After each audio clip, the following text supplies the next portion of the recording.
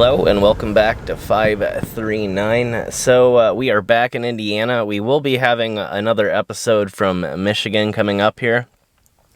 However, just a slight mishap, and that's why we had a break in episodes once again, but just one, so that's going to be it. But we are back in Indiana, and I figured it had been a long time since we had checked out the restoration work done here at this one special cemetery that we've been visiting for the past few years now. And so, yeah, it looks like a decent amount has been done since the last time. It looks like it's almost completed. So, yeah, I'm really excited to get out and see just what's new, and I can see a few things already, so it looks like it's going to be a pretty good journey here. There's still a big pile of rubble in the back, and I see a few things that are still marked for repair, but I'd say things are looking like they're going to be completed here fairly soon.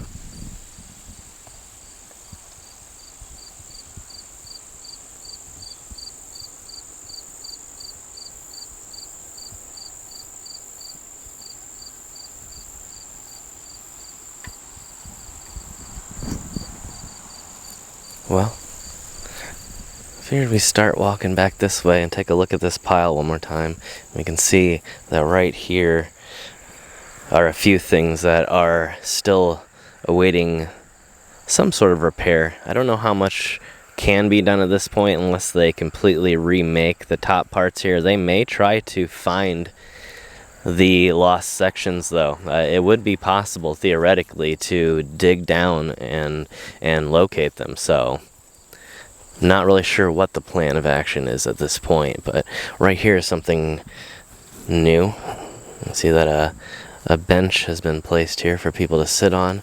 There are a few gravestones that are still leaning up against the tree here, as you can tell. So a few things that definitely need some work done, but it looks like it would be pretty hard to identify. And you can tell back here they have this massive rubble pile. A lot of these right here are base stones.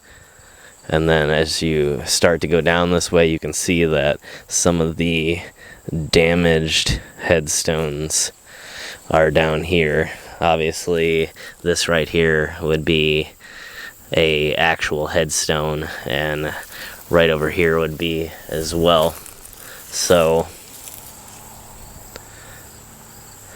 you can kind of get a good idea of how hard it is to restore even a place of this size. You know, and there's probably several hundred graves here from anywhere from the mid-1800s all the way into the mid-1900s, so it gives a little bit of perspective. You know, I know the first knee-jerk reaction is to get angry when you see places like this in such horrific shape, but you know, it does take a lot of time, a lot of money, a lot of upkeep. You know, you really are fighting against Mother Nature. But you can see the absolutely amazing restoration work that's been able to be done here.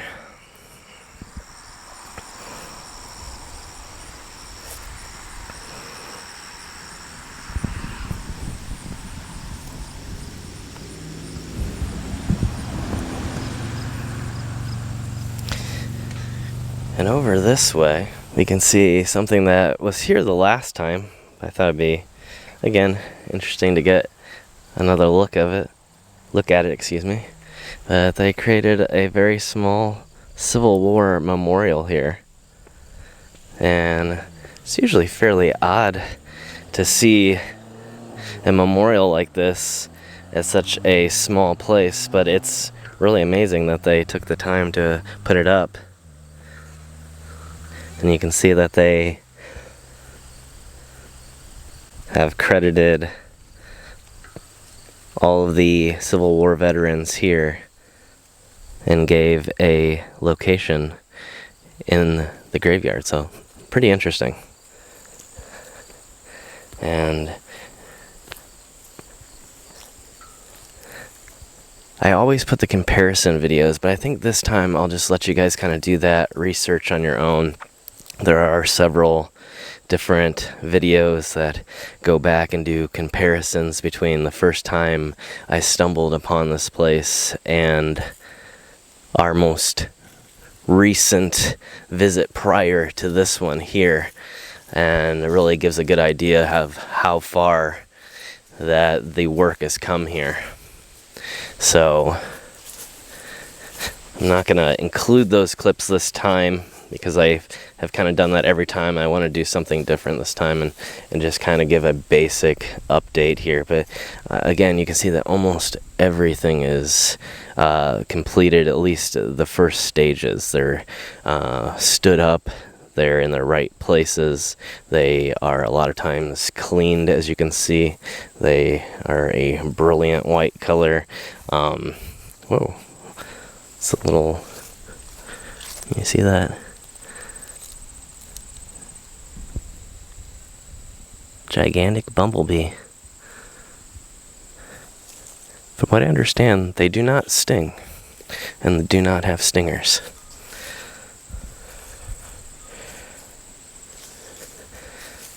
So everything looks nearly perfect. This is amazing.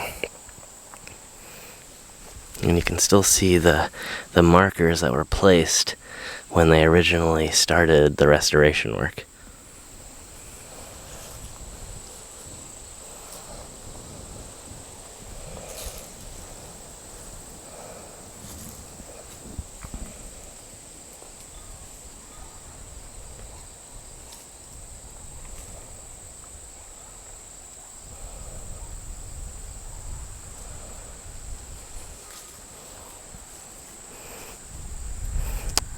And you can tell that even during the pandemic, they've been getting out here to do work. There is fresh dirt here.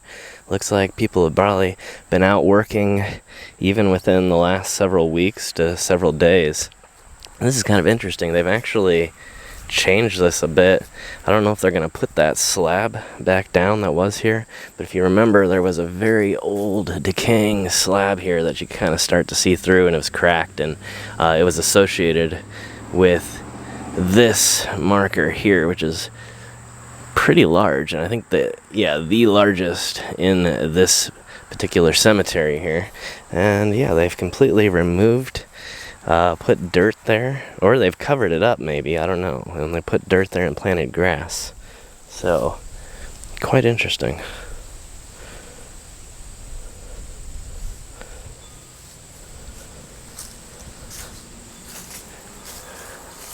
And as in the back, you can see still a few things that need to be done.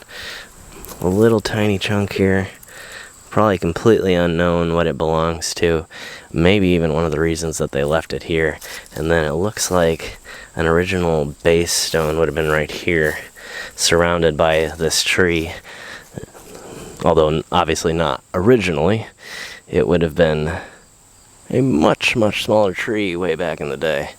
And now it has become incredibly large. It looks like maybe even partially dying at the top there. And this was one of the major rows that they had completed the last time that I visited. Looking really amazing.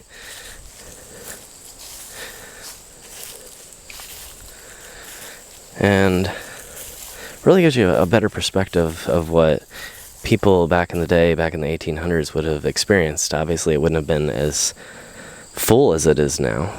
However, this is more accurate to what they would have seen, what they would have experienced when they came out here to visit loved ones.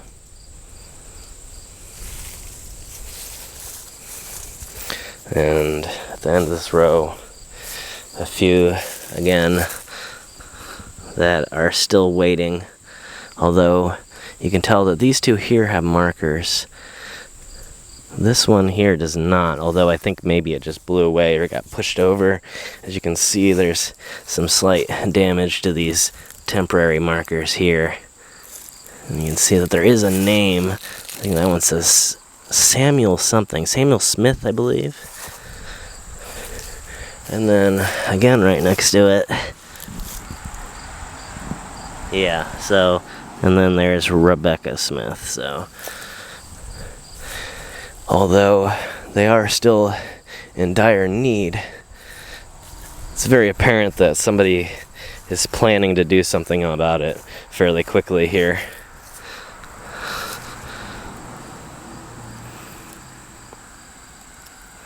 And there's Elizabeth Whitesides.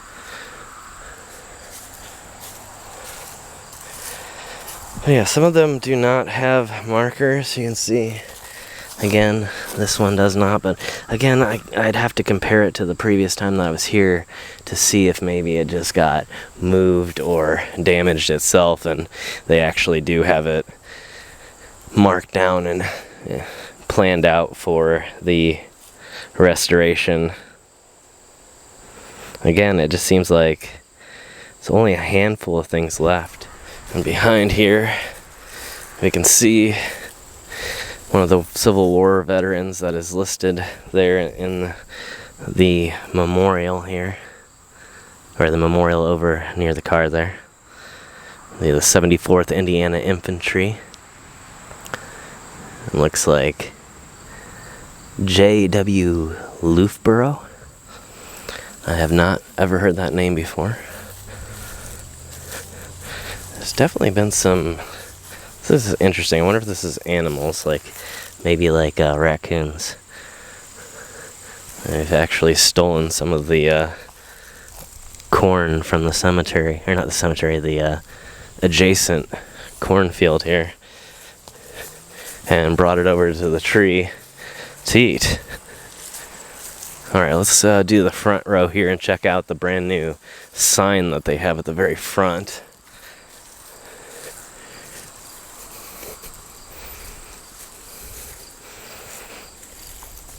Let me know what you think about all this. If they're doing the job that you think that they should do, if there should be some improvements.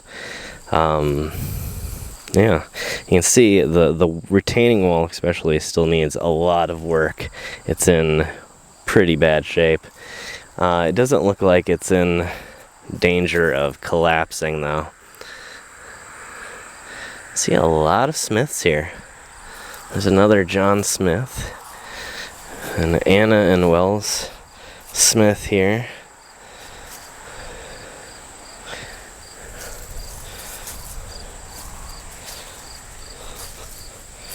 A very, very little one right here. Not seeing a name, but that could be an individual stone. You can see next to this large granite piece here, there's one right there. And then, let's see if we can get, I can't tell what that says. I'm guessing it says mother or father or something like that. And that's usually what I found these to say. And wow, this thing is so incredibly white now that my camera had a hard time focusing for a minute. Or not focusing, but light metering.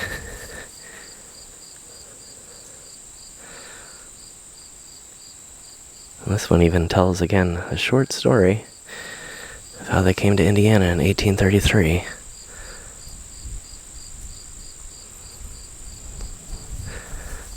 So it's so cool that they can actually come back and restore a lot of the original work instead of having to just straight up replace it. And you can see here is one that they have glued back together as it was in several pieces.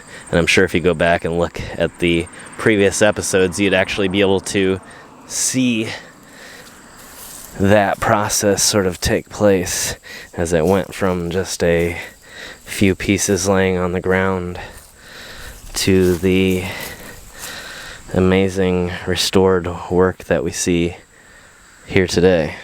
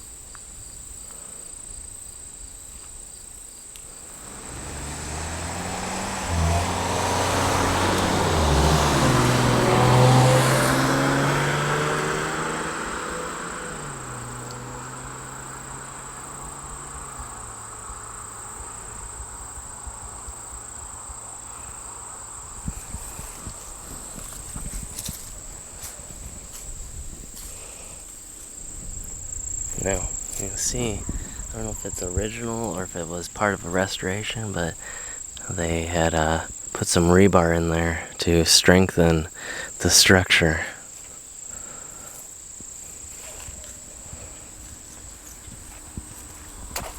See, this one here still needs some repair work as well.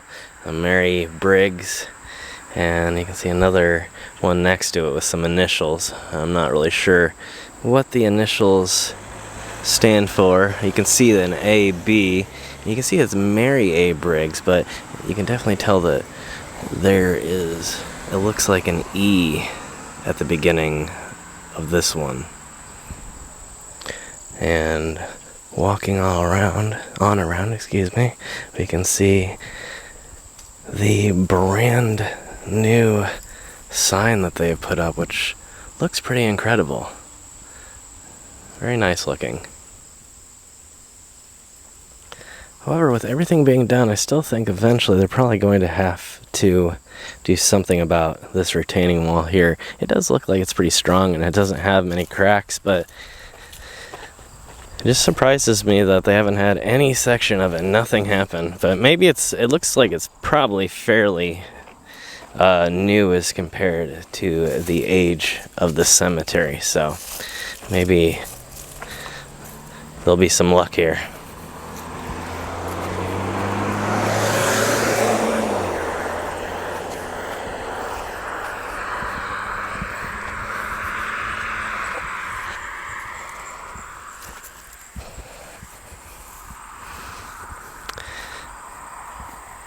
Yeah, I'm pretty sure this is new too. Correct me if I'm wrong. I don't think the official Indiana historical marker was here the last time.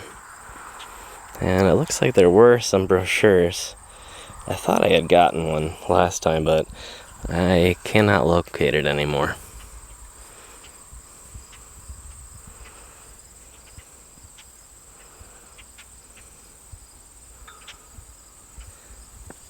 So again, quite an amazing place, and we've been following this progress for several years now, and it's gone from this little abandoned country graveyard that was full of just decay and fallen apart graves, some that were cracking and opening in the crypts up at the front, and they've pretty much transformed it into this amazing historical site that can be visited and enjoyed and learned from for many, many years to come now. So,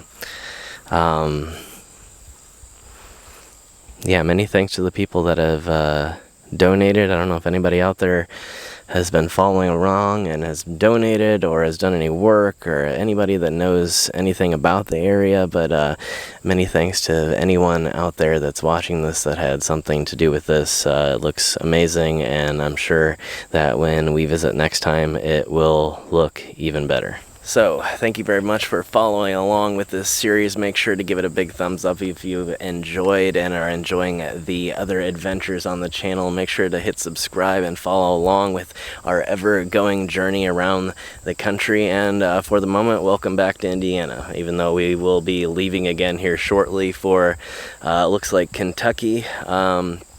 We're going to be spending the next couple episodes, including one episode we're going to be going back to Indiana, and then the next couple are going to be, or in Michigan, excuse me, and then the next couple will be in Indiana, and then we will be back on the road and heading south to Kentucky, and even another secret trip that's being planned right now for sometime this fall. So, thank you all for watching. Again, make sure you're subscribed to keep up with the journey, and I'll see you all in the next venture.